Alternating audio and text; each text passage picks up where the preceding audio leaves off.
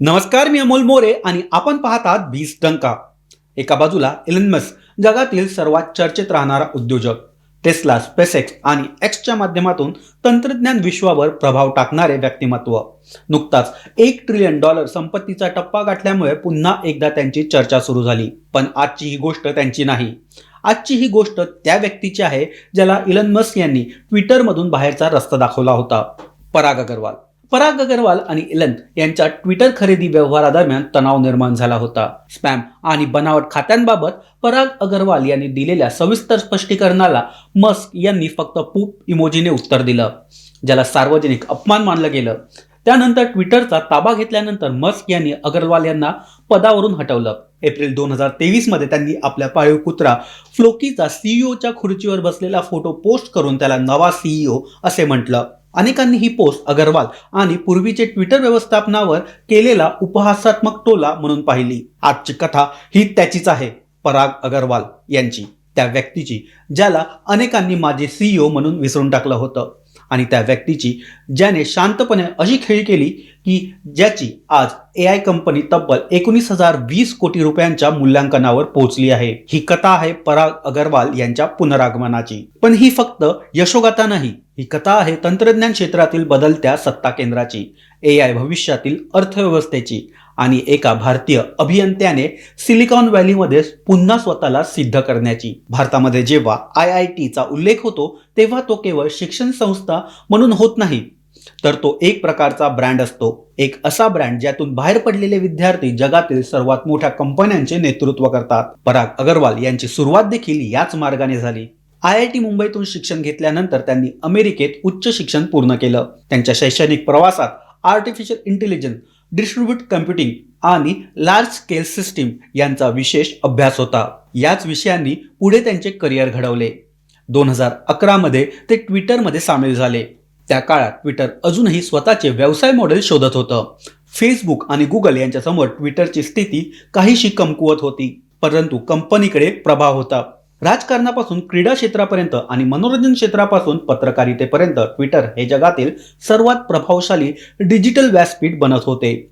अशावेळी पराग अग्रवाल यांनी back end system, जाहिरात तंत्रज्ञान आणि मशीन लर्निंग मध्ये महत्त्वाची भूमिका बजावली. त्यांच्या नेतृत्व गुणाने आणि तांत्रिक कौशल्यामुळे कंपनीमध्ये त्यांची वेगाने प्रगती झाली आणि नोव्हेंबर 2021 मध्ये जॅक डॉर्से यांनी सीईओ पद सोडल्यानंतर ट्विटरची जबाबदारी पराग अग्रवाल यांच्याकडे आली. हा क्षण केवळ पराग यांच्यासाठी महत्त्वाचा नव्हता, तो भारतासाठी देखील अभिमानाचा क्षण होता.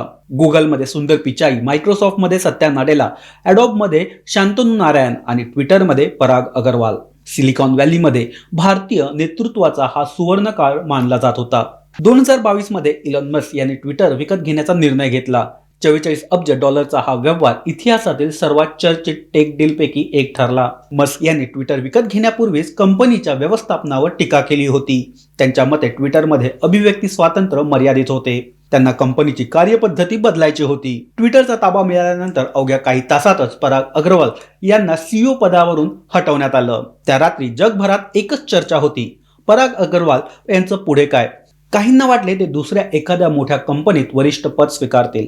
काहींनी अंदाज व्यक्त केला की ते व्हेंचर कॅपिटल क्षेत्रात जातील, तर काहींनी त्यांचं कारकीर्द संपल्याचं देखील म्हटलं. पण पुढे जे घडलं याची कल्पना फार थोड्यांना होती. 2022च्या शेवटी ओपन AI आणि ChatGPT सादर केलं. काही महिन्यातच संपूर्ण जग बदललं.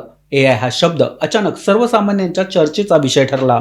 Google, Microsoft, Amazon, Meta, Apple सर्व कंपन्या AI कडे धावू लागल्या. अब्जावधी डॉलरची गुंतवणूक सुरू झाली. पण या AI क्रांतीमध्ये एक मोठी समस्या होती. AI मॉडेल्स अत्यंत बुद्धिमान होते, मात्र त्यांना इंटरनेटवर प्रभावीपणे काम करता येत नव्हतं.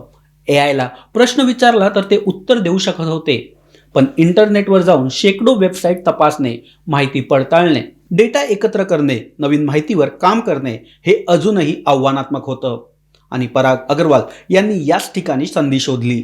बहुतेक लोक AI म्हटलं की ChatGPT किंवा जेमिनीचा विचार करतात, पण AI उद्योगात खरा पैसा हा अनेकदा पडद्यामागे काम करणाऱ्या कंपन्यांमध्ये असतो. जसे इंटरनेटसाठी गुगल महत्त्वाचे, तसेच AI साठी नव्या प्रकारचे इन्फ्रास्ट्रक्चर तयार करणे हे महत्त्वाचं आहे. पॅरलल वेब सिस्टम हे त्या इन्फ्रास्ट्रक्चरचा भाग आहे. कल्पना करा, तुमच्या AI एजंटला तुम्ही सांगितले की भारतातील इलेक्ट्रॉनिक वाहन उद्योगावरील गेल्या 6 महिन्यांचा सविस्तर अहवाल तयार करा. तर त्याला हजारो वेबसाईट तपासावे लागतील, सरकारी डेटा शोधावा लागेल, कंपन्यांचे आर्थिक अहवाल वाचावे लागतील, बातम्या तपासाव्या लागतील, आकडेवारीचे विश्लेषण करावे लागेल आणि नंतर निष्कर्ष तयार करावा लागेल.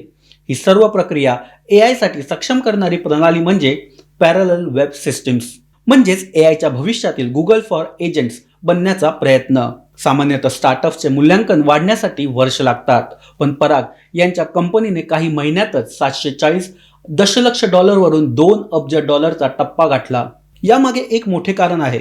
AI उद्योगात सध्या सर्वात मोठी शर्यत मॉडेल्सची नाही, तर AI एजंट इकॉनॉमीची आहे. आज ChatGPT उत्तर देतो, उद्या AI एजंट तुमच्या वतीने प्रवास बुक करेल, कर भरेल, गुंतवणूक देखील करेल, कायदेशीर कागदपत्र तपासेल, व्यवसायाचे निर्णय घेतील आणि यासाठी त्याला इंटरनेटवर सुरक्षित, वेगवान आणि अचूक प्रवेश हवा असेल. पॅरलल वेब सिस्टीम या समस्यांना उत्तर देतो. त्यामुळे अनेक दिग्गज कंपन्यांनी या कंपनीमध्ये गुंतवणूक केली. हे केवळ पैशाचे समर्थन नाही, तर सिलिकॉन व्हॅलीकडून दिलेल्या विश्वासाचा शिक्का आहे. भारतातील बहुतेक लोक AIचा विचार करताना ChatGPT वापरण्यापुरते मर्यादित राहतात, पण जागतिक अर्थव्यवस्थेत सर्वाधिक पैसा हा AI वापरण्यापेक्षा AI तयार करणाऱ्यांना मिळत असतो आणि त्याहून जास्त पैसा AI साठी पायाभूत सुविधा तयार करणाऱ्यांना मिळतो. पराग अग्रवाल यांची कंपनी त्याच तिसऱ्या स्तरावर काम करते. हे भारतासाठी अत्यंत महत्त्वाचं आहे, कारण भारतीय अभियंते केवळ कर्मचारी नसून तंत्रज्ञानाचे मालक आणि निर्माते म्हणून पुढे येत आहे. मग आता इलॉन मस्क विरुद्ध पराग अग्रवाल ही स्पर्धा वाटते का? खरं पाहता नाही, कारण दोघेही वेगवेगळ्या क्षेत्रात काम करत आहे. मस्क यांचे लक्ष स्पेस, ऑटोमोबाईल आणि सोशल मीडियावर आहे, तर पराग अग्रवाल AI इन्फ्रास्ट्रक्चरवर काम करत आहे. मात्र कथानकाच्या दृष्टीने हे एक मनोरंजक बाब आहे. ज्या व्यक्तीला इलॉनने एका रात्री ट्विटरमधून बाहेर काढलं, त्याच व्यक्तीने आज पुन्हा जागतिक तंत्रज्ञान क्षेत्रात चर्चा मिळवली आहे आणि म्हणूनच ही कथा लोकांना आकर्षित करते. तर या गोष्टीतून आपल्याला काय शिकता येतं? व्यवसाय आणि तंत्रज्ञान क्षेत्रात पद कायमचे नसते, CEO पद देखील कायमचं नसतं, मोठी कंपनी देखील कायमची नसते, पण ज्ञान, दूरदृष्टी आणि समस्या ओळखून त्यावर उपाय शोधण्याची क्षमता ही कायम असते.